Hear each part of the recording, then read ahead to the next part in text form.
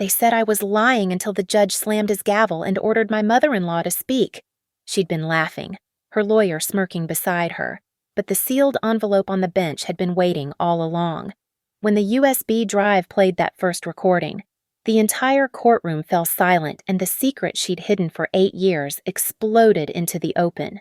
Her smile vanished as her own voice echoed through the speakers, orchestrating the campaign that nearly destroyed my life.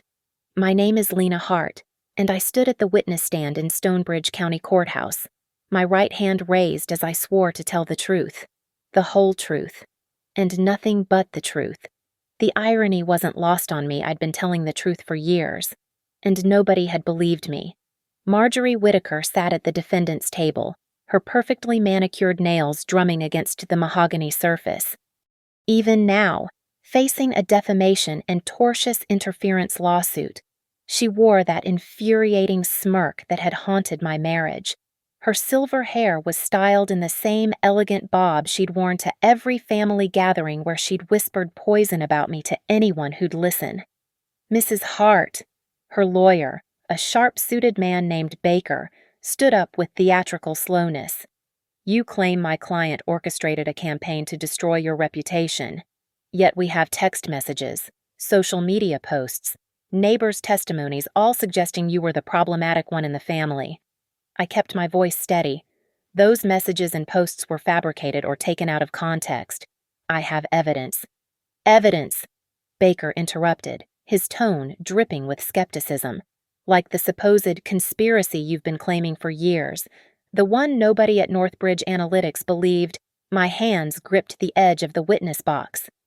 Northbridge Analytics, the company where I'd built my career as a project manager, where I'd met Evan, where my professional reputation had been systematically destroyed by anonymous leaks and doctored emails. The suspension had lasted 6 months. 6 months of fighting to prove my innocence while my mother-in-law played the victim at her bridge club. Objection, my lawyer, Alyssa Grant, rose smoothly from her chair. Counsel is testifying. Judge Calloway, a stern man in his 60s with deep-set eyes that missed nothing, nodded. Sustained. Mr. Baker, please phrase your statements as questions. Baker's jaw tightened, but he recovered quickly. Mrs. Hart, isn't it true that you prevented your ex-husband from seeing his mother? No, I said firmly. I encouraged their relationship. I drove him to her house every Sunday for dinner, even when she served me food she knew I was allergic to and claimed she forgot. Marjorie actually laughed at that, a tinkling social laugh that she'd perfected over decades of country club luncheons. Several people in the gallery turned to look at her, and she quickly composed herself, dabbing at her eyes as if overcome with emotion. Your Honor. Alyssa stood again, this time reaching for a sealed manila envelope on our table. At this time, I'd like to submit Exhibit M into evidence. Due to the sensitive nature of the contents and the ongoing investigation into digital crimes, we request this remain sealed until after the cross-examination of the defendant. Baker shot up from his seat. Objection. We haven't been given access to this supposed evidence. This is an ambush. Your Honor, Alyssa responded calmly. The evidence was obtained through legal digital forensics and court-approved surveillance warrants. Opening it prematurely could compromise an ongoing investigation into interstate wire fraud and cyber harassment. We're prepared to authenticate it fully when the time comes. Judge Calloway studied both lawyers. Then his gaze settled on the envelope in Alyssa's hands. The courtroom held its breath. Even Marjorie had stopped her theatrical dabbing, her eyes fixed on that manila envelope like it might bite her. I'll allow it, the judge said finally. The envelope will remain sealed until the appropriate time.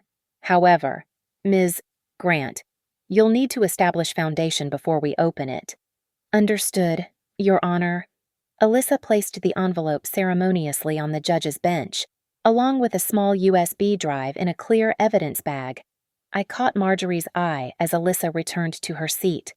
For the first time since this nightmare began, I saw something crack in that perfect composure. Her lawyer leaned over, whispering urgently in her ear, but her gaze remained locked on that envelope. Mrs. Hart, Baker resumed, his voice less certain now. "Let's discuss these alleged damages to your career. Isn't it possible that your suspension from Northbridge was due to your own performance issues?"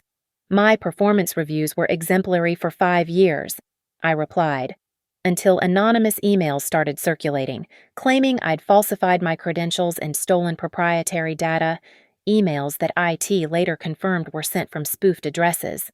"But you can't prove my client sent them." I smiled then, my first genuine smile in that courtroom. Not yet. The sealed envelope sat on the judge's bench like a loaded weapon, and everyone in that courtroom knew it. Marjorie's fingers had stopped their drumming. Her perfect composure was cracking, inch by inch. Baker tried a few more questions, but his heart wasn't in it anymore. When he finally said, "No further questions at this time," it sounded like a retreat. As I stepped down from the witness stand, I passed close to Marjorie's table. She looked up at me, and for just a moment, the mask slipped entirely. The woman who'd smiled while destroying my life wasn't smiling anymore. The envelope waited. The truth waited. And Marjorie Whitaker was about to learn what 8 years of patience could accomplish. 8 years ago, I met Evan Whitaker in the break room at Northbridge Analytics. He was debugging code at 2:30 in the morning, and I was preparing for a client presentation at dawn.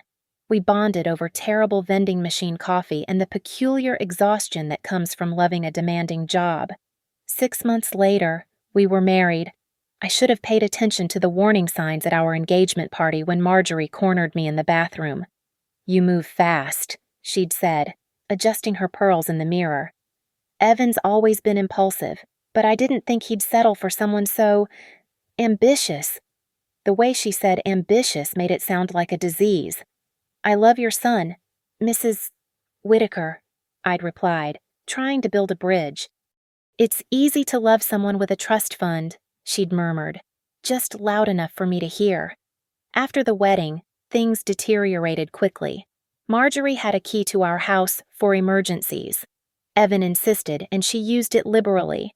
I'd come home to find her rearranging my furniture, going through my home office, even reading my personal journals, which she'd claim she found lying open.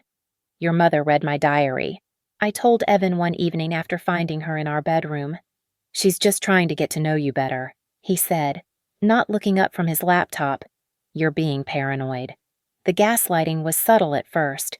At family dinners, Marjorie would tell stories that painted me as neglectful, materialistic, cold. Lena made Evan eat takeout on his birthday because she was too busy with work, she'd tell her sister, conveniently omitting that I'd planned a surprise party for the weekend and the takeout was from his favorite restaurant. "Did you really tell your mother I refused to have children?" I confronted Evan after a particularly vicious Sunday dinner. "I mentioned you wanted to wait until your promotion." He shrugged. "She must have misunderstood." But there were too many misunderstandings. Every decision I made was twisted. When I bought Evan an expensive watch for Christmas, Marjorie told everyone I was flaunting money to make the family feel inferior. When I suggested we skip one Sunday dinner for our anniversary, she sobbed to her book club that I was isolating her baby boy.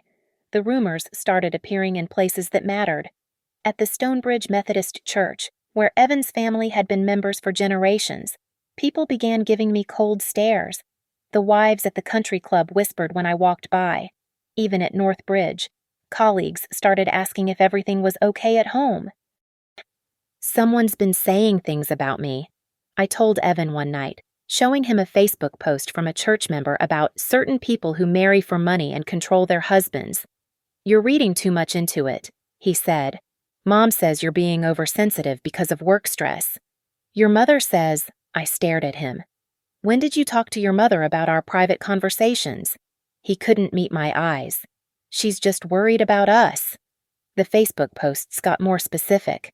Anonymous accounts in local community groups shared concerns about a project manager at a tech company who was manipulating her husband and lying about her background. They never used my name. But in a town like Stonebridge, everyone knew who they meant.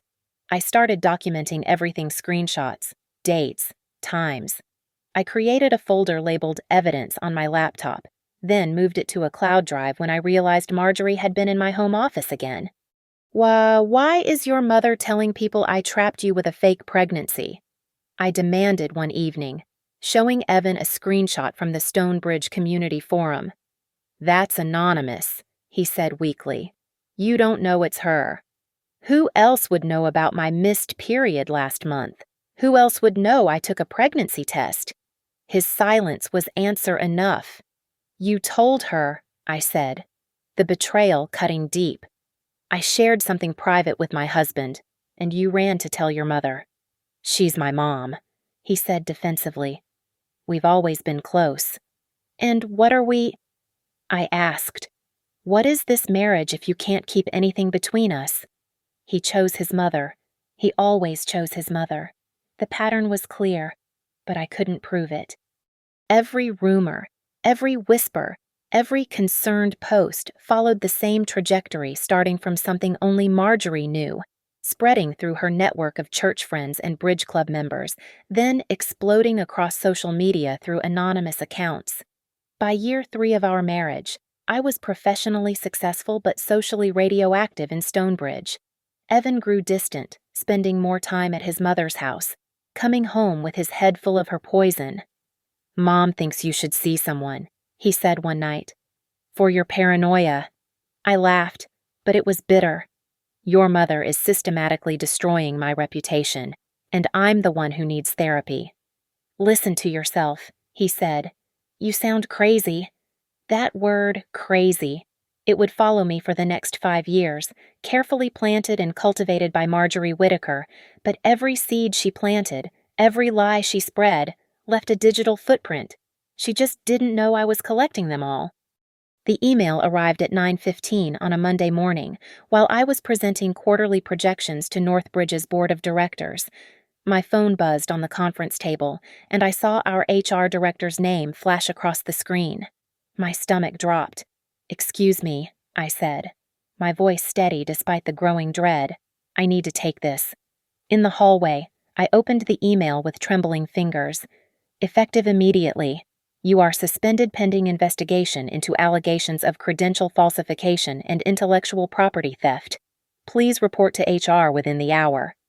Attached were screenshots emails supposedly from my account admitting I'd lied about my MBA from Colorado State, messages discussing selling client data to competitors.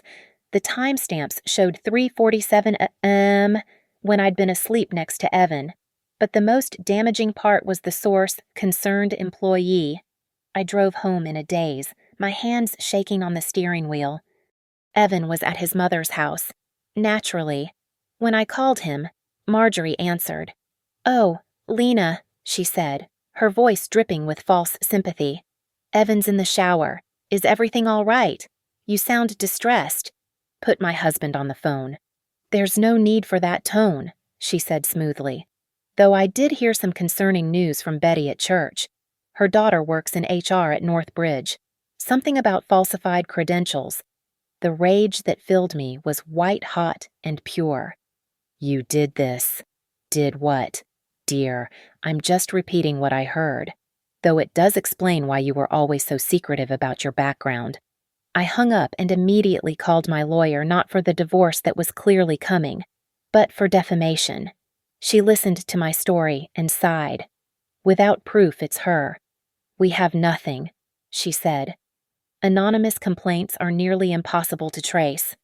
But Marjorie had gotten cocky. The lies escalated, became more specific, more targeted.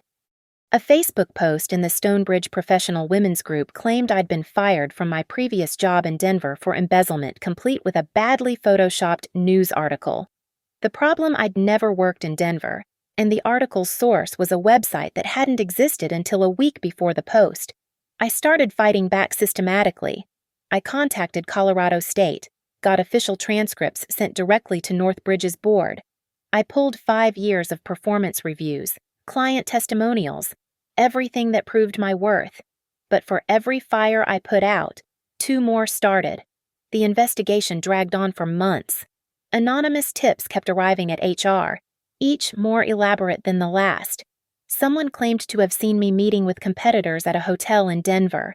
Another said I'd been using a fake social security number.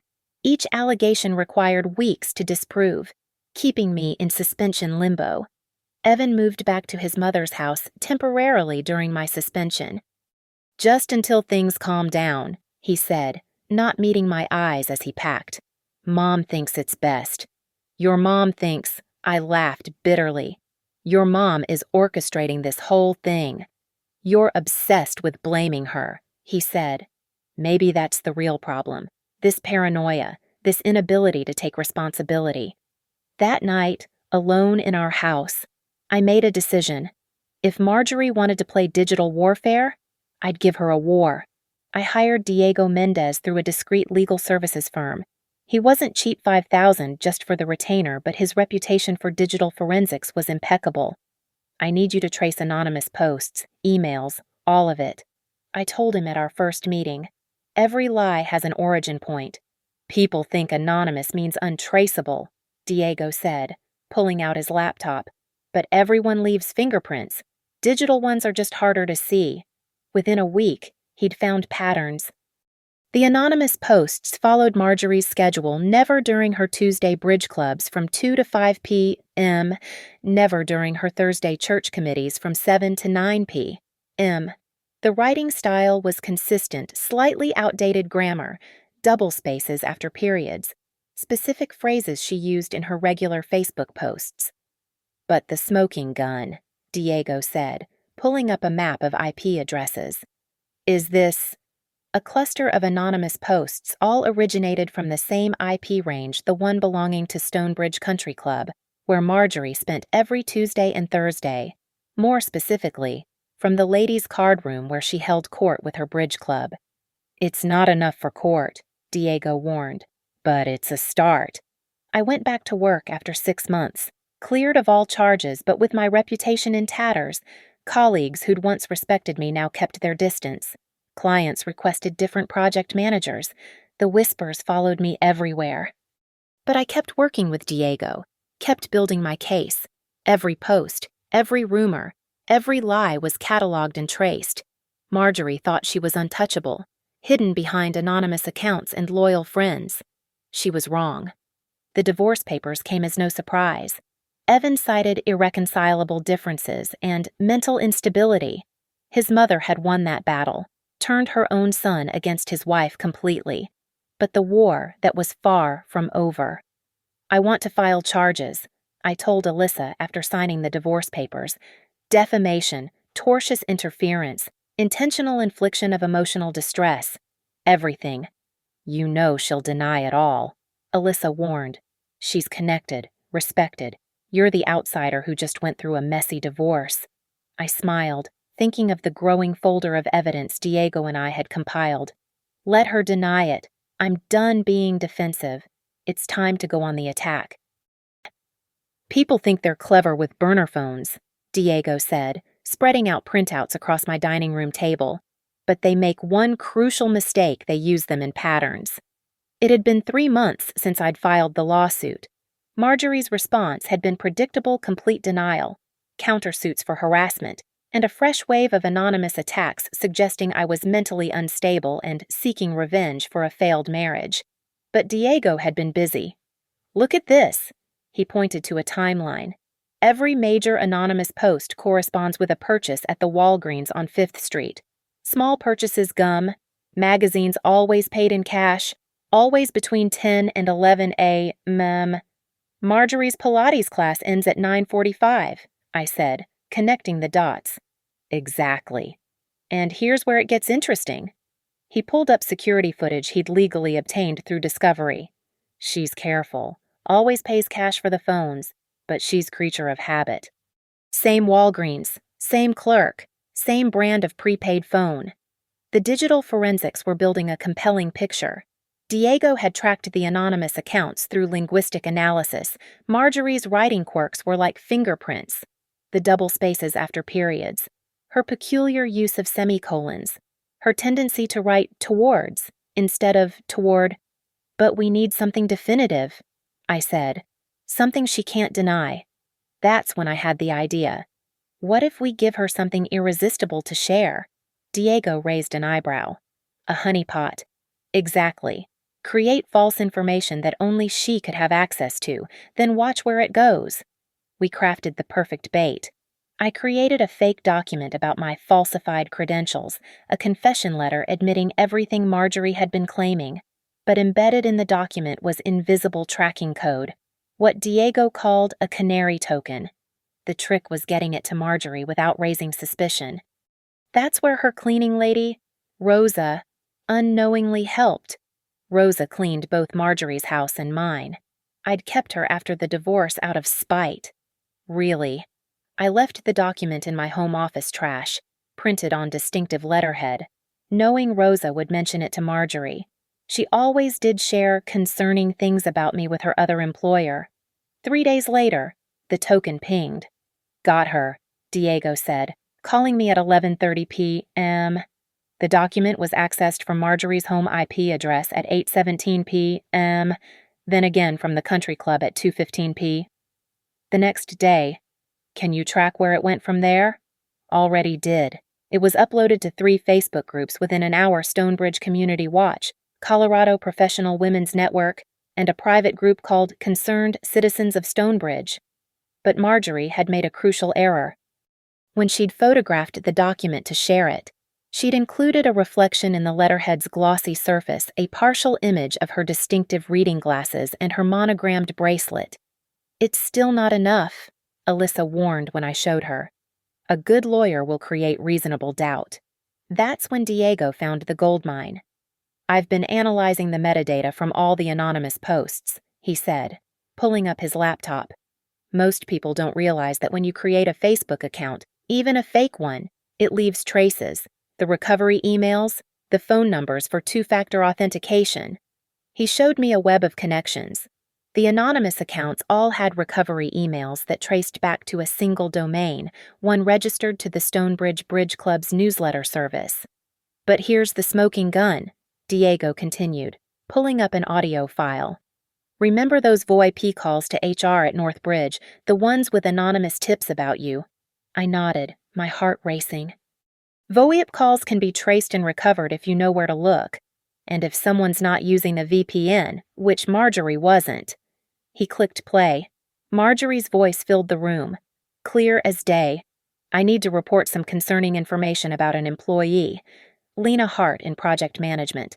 I have evidence she's been falsifying her credentials. No, I prefer to remain anonymous, but I'll email the proof. Make sure to check at exactly 7 p.m. I'll send it from a secure account. I sat back, stunned. She actually said her name, not directly, but listen to the background. Diego enhanced the audio. In the background, clear as day, was the distinctive chime of Marjorie's grandfather clock, the one she'd bragged about at every family dinner, the one that played a unique melody her father had custom programmed. We cross-referenced the timestamp with her location data from her phone. She's not as careful as she thinks. She was home, on her landline's VoIP service, when this call was made. But the real treasure came when Diego recovered deleted messages from a group chat in the Concerned Citizens of Stonebridge Facebook group. Group admins think deleting messages removes them permanently, Diego explained. But Facebook archives everything for 90 days. With the proper legal discovery request, the messages were damning. Marjorie coordinating posting schedules, instructing members on what to write, even transferring small amounts through PayPal to thank members for their community service. One message stood out. Remember, ladies, we're protecting our community from a dangerous manipulator. Post the article about her degree at exactly 9 p.m. Make sure to mention Northbridge's reputation is at stake. I'll transfer the usual appreciation gift after confirmation. She's literally paying people to defame me, I said, reading through the messages. Check the transaction records, Diego said, pulling up PayPal data. Small amounts, usually $20 to $50, always marked as Bridge Club donations or community newsletter contributions, but the timing matches perfectly with the defamatory posts. We had her. The digital trail led directly back to Marjorie Whitaker, and she'd been sloppy enough to leave her fingerprints everywhere. This is it, I told Alyssa, handing her a USB drive with everything. This is what goes in that sealed envelope. We're going to file for a litigation hold immediately, Alyssa said, pacing her office with the energy of a prosecutor who just found their smoking gun. Every device, every account, every piece of digital communication Marjorie Whittaker has touched in the last 3 years. It was 6 weeks before the trial, and we were building our legal fortress brick by brick. The USB drive contained everything: the VoIP recordings, the traced IP addresses, the PayPal transactions, the metadata trails. But Alyssa wanted more. Judges appreciate thorough documentation, she explained. We're not just proving defamation. We're establishing a pattern of malicious intent, tortious interference with your employment, and potentially criminal conspiracy. The litigation hold request was comprehensive. We demanded preservation of all of Marjorie's electronic devices, including her iPhone, iPad, and laptop access logs for the Stonebridge Bridge Club's administrative accounts, the Bridge Club's financial records, specifically the Community Outreach Fund, all Facebook group administrative controls, and deleted content from the past 3 years. Judge Calloway approved the request with modifications. Marjorie's lawyer, Baker, fought it hard, claiming it was a fishing expedition and invasion of privacy. Your client opened this door when she chose to wage a digital war, Judge Calloway said during the hearing. However, I'll limit the scope to materials directly related to Mrs. Hart and Northbridge Analytics. Marjorie sat in the courtroom that day, her face a mask of indignation. This is harassment, she whispered loudly enough for everyone to hear. I'm being persecuted for caring about my son. But the subpoenaed records started telling a different story. The Stonebridge Bridge Club's treasurer, faced with a court order, reluctantly handed over financial records. The Community Outreach Fund showed dozens of small payments to group members, all coinciding with dates of anonymous posts about me. Look at this, Diego said, highlighting entries in the ledger. January 15th, $50 to Betty Morrison for newsletter services. That same day, Betty's Facebook account shared an anonymous post about your questionable background. She created a defamation network, I said, amazed at the scope. She literally crowdsourced destroying my life.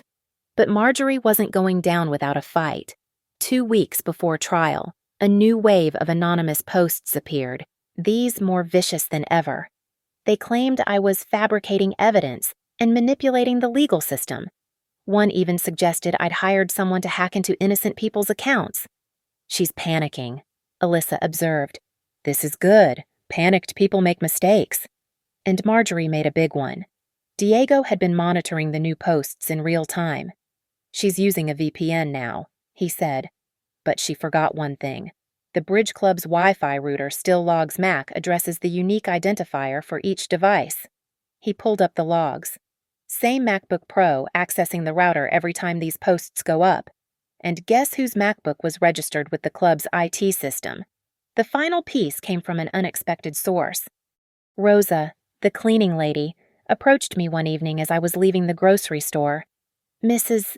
Lena, she said nervously, I need to tell you something. Mrs. Whittaker.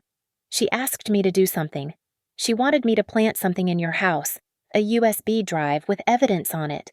She offered me $5,000. My heart stopped. What did you do? I said no, Rosa said, tears in her eyes.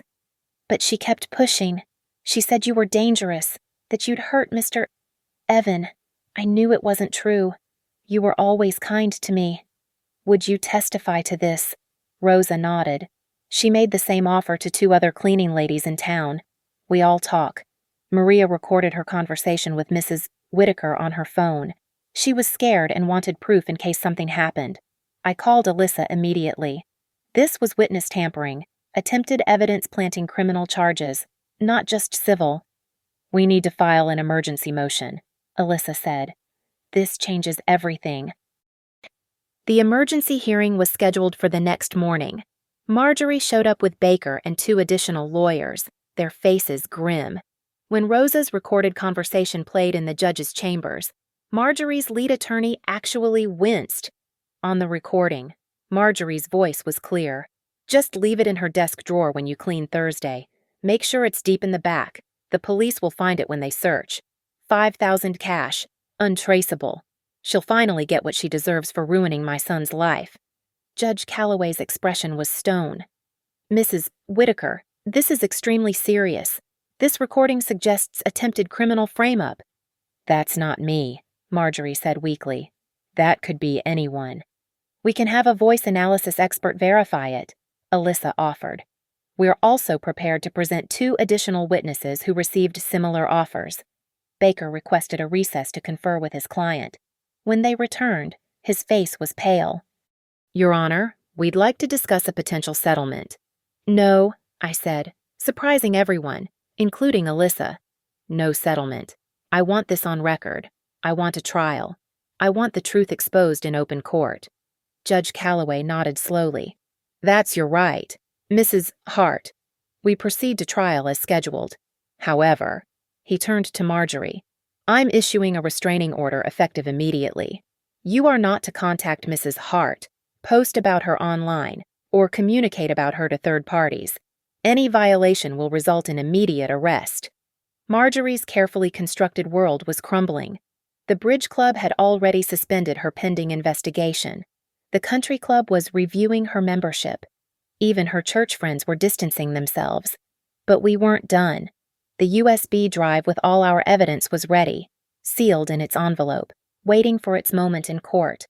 Everything Marjorie had done in darkness was about to be dragged into the light. "One more thing," Diego said the night before trial.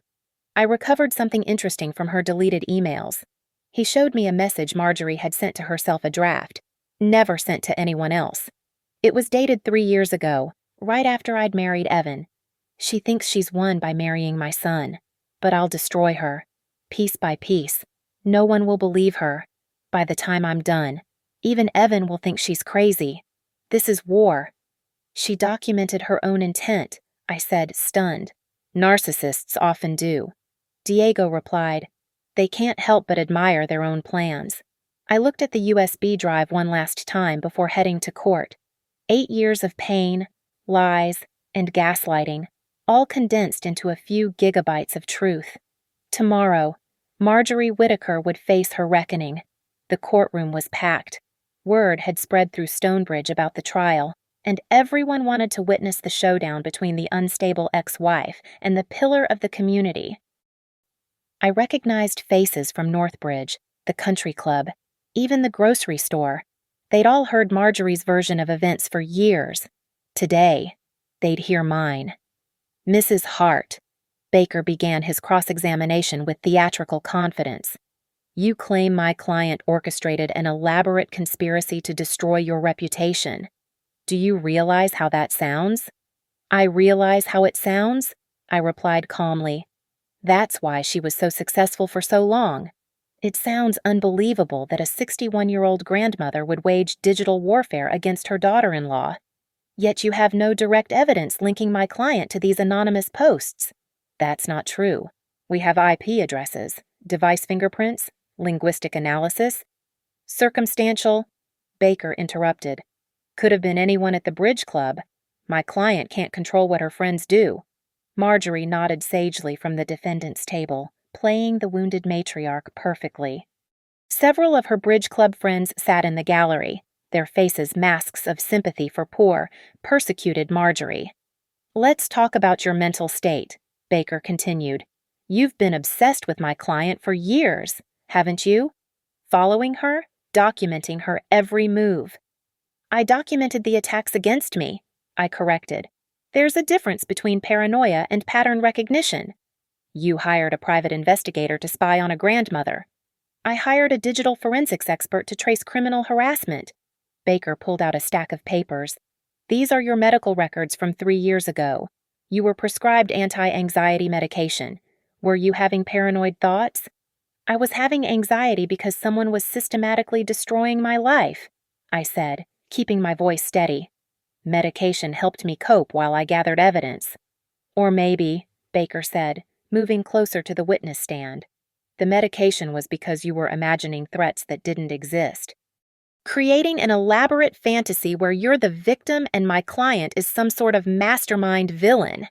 I saw several jury members nodding slightly.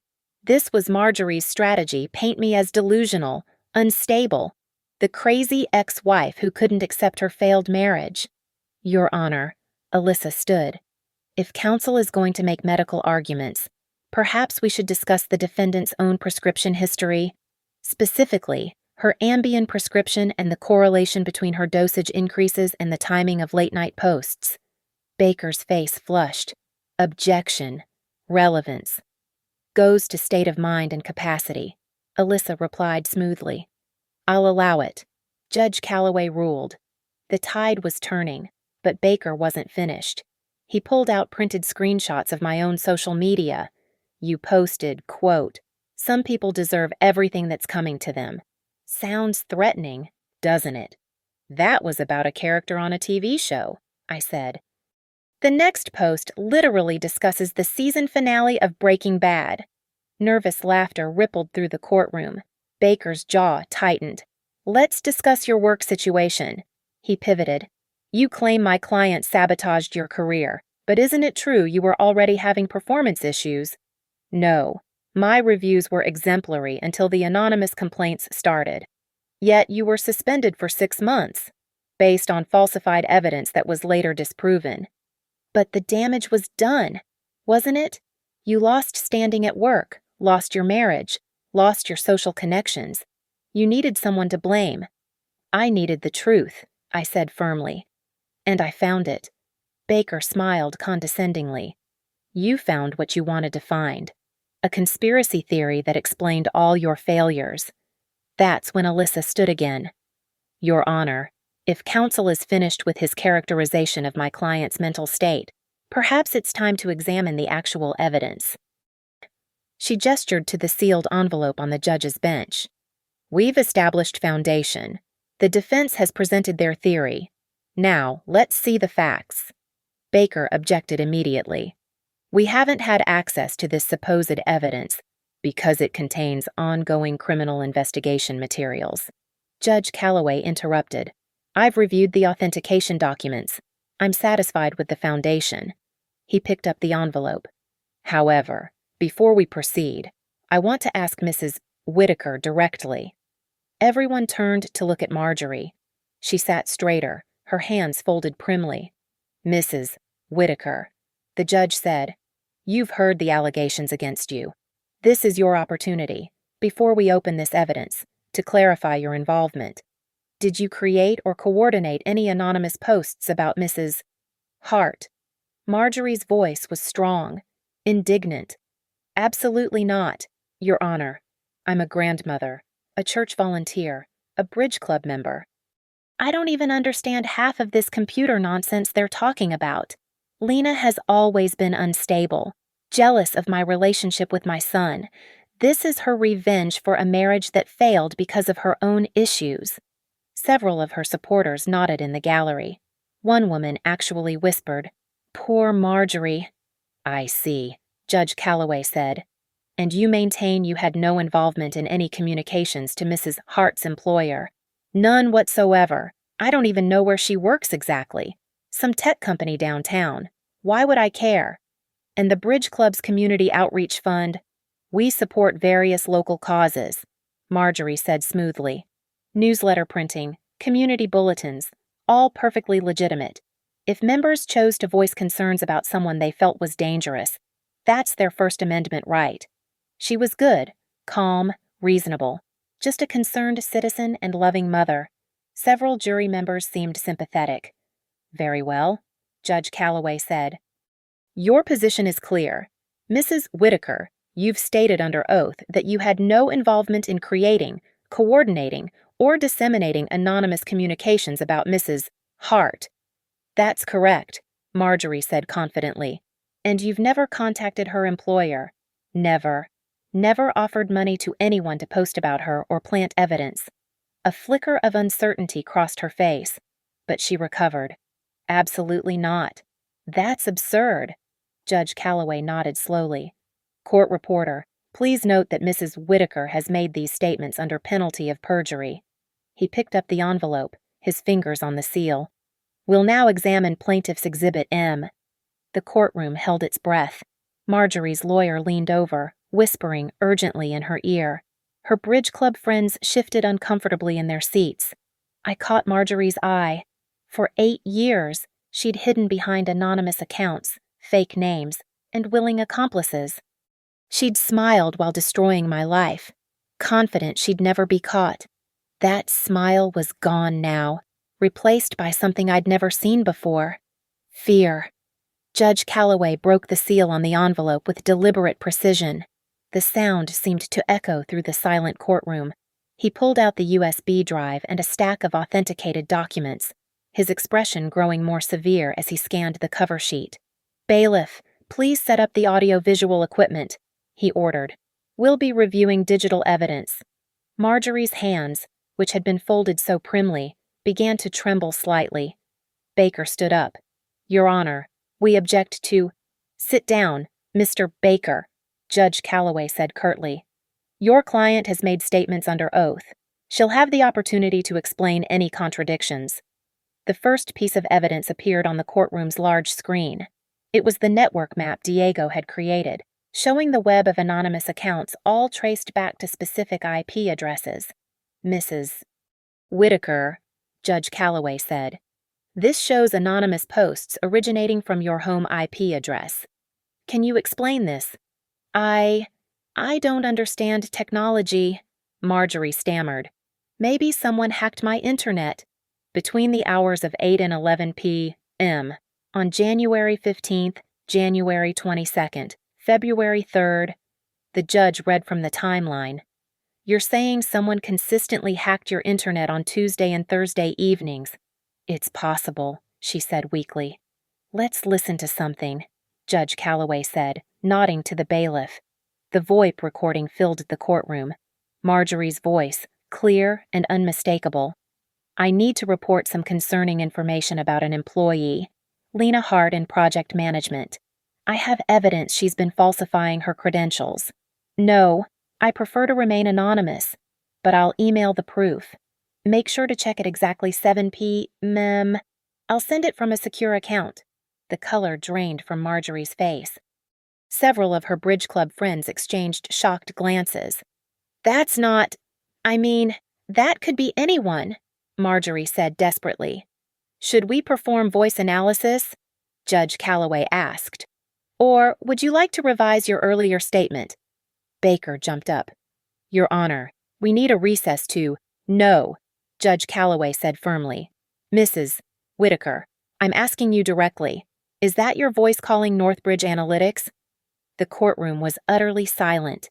Everyone stared at Marjorie, waiting. Her mouth opened and closed several times, like a fish gasping for air. I was concerned about my son," she finally said. "She was manipulating him." "So you lied under oath when you said you never contacted her employer?" "I didn't think an anonymous tip counted as—" "You lied," Judge Calloway said flatly.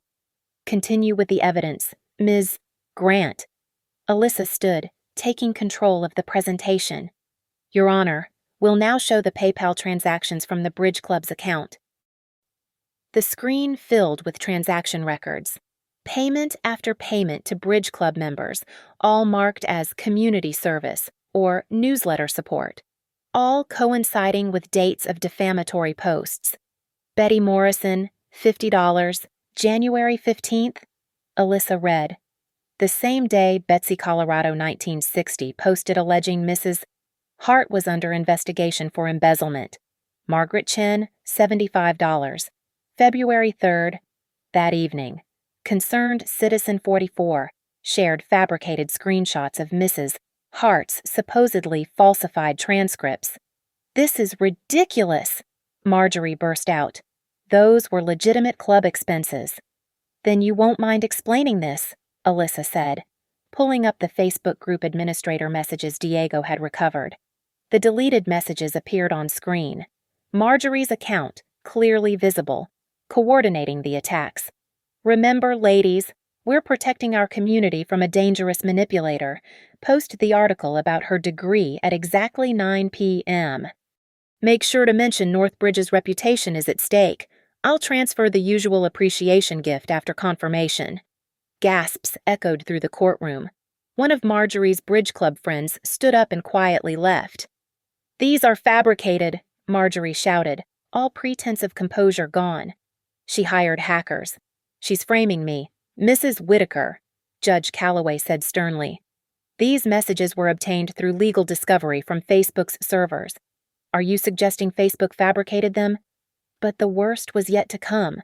Alyssa played Rose's recording next, Marjorie's voice, again unmistakable, offering $5,000 to plant evidence in my home.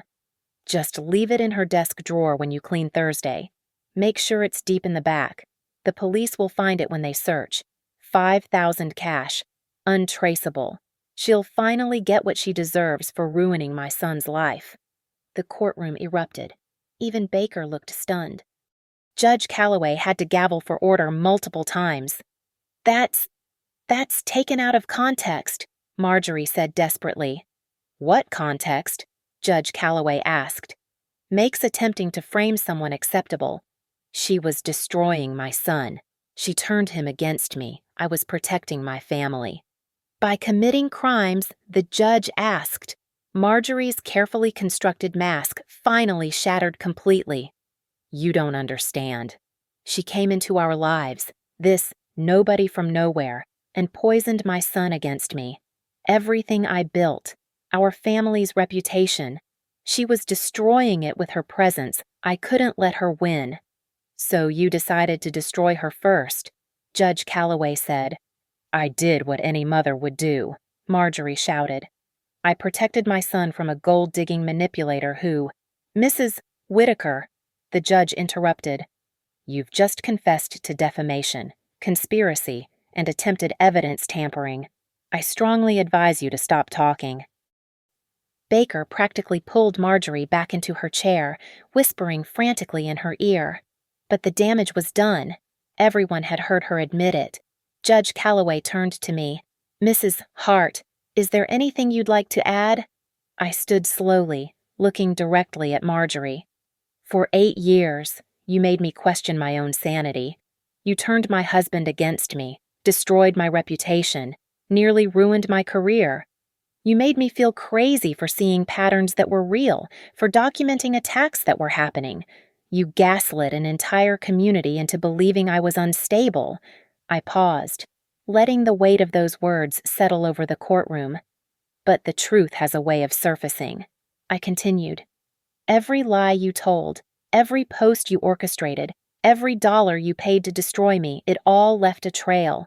You were so confident in your power, your connections, your ability to manipulate everyone around you, that you got sloppy. You documented your own crimes because you couldn't resist admiring your handiwork." Marjorie stared at me with pure hatred, but also something else, disbelief that she'd been caught, that her perfect plan had unraveled. "The court orders you to speak," I said, echoing the judge's earlier words. "And when you finally did, you confessed." Judge Calloway cleared his throat. "I've seen enough. Mrs. Whitaker, your conduct represents one of the most egregious cases of sustained harassment and defamation I've encountered in 30 years on the bench. We'll recess for 1 hour, then I'll deliver my ruling. Mrs. Whitaker, I strongly suggest you discuss a settlement with your attorney. The alternative will be far worse." As the bailiff called for all to rise, I watched Marjorie being led out by her legal team, her shoulders slumped in defeat. Her remaining bridge club friends avoided eye contact. The community that had once rallied around her was already distancing themselves from the scandal. The woman who'd smiled while destroying my life wasn't smiling anymore. An hour later, we reconvened. Marjorie looked smaller somehow, diminished. Her perfect silver bob was slightly disheveled, her makeup smeared from tears of rage or self-pity I neither knew nor cared which. Judge Calloway entered, and the courtroom fell silent instantly. His expression was grave as he took his seat. "I've reviewed all the evidence presented," he began. "Mrs. Whitaker, your actions constitute defamation per se, intentional infliction of emotional distress, and tortious interference with business relations. The evidence of criminal conspiracy and attempted evidence tampering will be forwarded to the district attorney's office for potential prosecution. Marjorie's face went white. Baker started to stand, but the judge waved him down. The court finds in favor of the plaintiff on all counts. Judge Calloway continued. Mrs. Whitaker, you orchestrated a deliberate, sustained campaign to destroy Mrs. Hart's personal and professional life. You weaponized social media, manipulated community members, and committed potential felonies in your vendetta against this woman. He pulled out his ruling document. I hereby order the following first, a permanent restraining order. Mrs. Whitaker, you are forbidden from mentioning, referencing, or communicating about Mrs. Hart in any form, digital or otherwise. Any violation will result in immediate arrest. Second, the Bridge Club's community fund is frozen pending investigation. The court appoints a forensic accountant to trace all payments related to this defamation campaign. Third, compensatory damages are awarded to Mrs. Hart in the amount of $480,000 representing lost wages, therapy costs, and professional reputation rehabilitation. Gasps echoed through the room. Marjorie swayed in her chair. Fourth, punitive damages in the amount of $1.2 million. Mrs. Whitaker, your conduct was so malicious, so calculated, that substantial punitive measures are warranted to deter such behavior. Your Honor, Baker protested weakly, these amounts are appropriate to the severity of the harm inflicted. Judge Calloway cut him off. Additionally, Mrs. Whitaker, you're ordered to post a public retraction in all the Facebook groups where defamatory content was shared, admitting to your orchestration of false allegations. Finally, the judge continued, his voice growing even sterner. I'm referring this case to the district attorney for criminal prosecution, evidence tampering, conspiracy to commit fraud, and cyber harassment across state lines. These are federal crimes. Mrs. Whitaker, you may well face prison time. Marjorie let out a strangled sob. For the first time in 8 years, she looked fragile, broken. Mrs. Hart, Judge Calloway turned to me. The court recognizes the extraordinary pain and suffering you've endured. Your meticulous documentation and pursuit of justice despite overwhelming opposition is commendable. This judgment is immediately enforceable. Mrs. Whitaker's assets will be frozen until payment is arranged. He raised his gavel. This court is adjourned. The gavel came down with a resounding crack that seemed to echo through my bones. It was over. 8 years of torment ended with one definitive sound. The courtroom erupted in chaos. Reporters rushed forward. Marjorie's remaining friends scattered like leaves in the wind. Baker hustled Marjorie out a side door, but not before she turned to look at me one last time. Gone was the smugness, the superiority, the cruel smile she'd worn for years. In its place was the hollow stare of someone whose entire world had collapsed. She'd lost everything: her reputation, her social standing, her freedom to terrorize me, and likely her freedom entirely once criminal charges were filed. "How do you feel?" Alyssa asked, squeezing my shoulder. "Free," I said simply. "For the first time in 8 years, I feel free." Later, I learned that Evan had watched the entire trial via courtroom video feed. He sent one text. "I'm sorry. I should have believed you." I deleted it without responding. Some bridges, once burned by someone else's fire, weren't meant to be rebuilt. The news spread through Stonebridge like wildfire. Within days, 3 other women came forward with similar stories about Marjorie daughters-in-law and sons' girlfriends she'd driven away with similar tactics, though none as extensively documented as mine. The Bridge Club disbanded. The country club revoked her membership. Even her church asked her to take a sabbatical from volunteer activities. 6 months later, Marjorie Whitaker was convicted on 3 counts of conspiracy to commit fraud and 2 counts of cyber harassment. She received 18 months in federal prison and 3 years probation. The woman who'd hidden behind anonymous accounts and willing accomplices finally had her name attached to her crimes, published in every newspaper and website she'd once used as weapons. I returned to Northbridge Analytics with a promotion and a formal apology from the board. My colleagues, who'd once whispered about me, now treated me with a mixture of respect and slight fear. I'd fought a monster and won, but the real victory wasn't the money or the vindication. It was the silence. No more anonymous posts. No more whispered rumors. No more questioning my own sanity. The morning after the trial, I woke up to peaceful quiet, checked my phone without dread, and smiled at my own reflection without wondering what lies were being spread about me. The truth had set me free. And Marjorie Whittaker's smile, that cruel, knowing smile she'd worn while destroying my life, was finally, permanently gone. The courtroom had been silent as death when the USB played her voice. 8 years of patient evidence gathering had led to that perfect moment when the judge ordered her to speak, and her own words became her downfall. Some people say revenge is a dish best served cold, but sometimes it's served in a courtroom, with a judge's gavel as the final course. Thank you so much for listening to my story. I'd love to know where you're listening from. Please share in the comments below so we can connect. If this story resonated with you, please subscribe to the channel and share your thoughts. Have you ever dealt with a toxic family member or faced a situation where no one believed you? Let me know your experiences in the comments.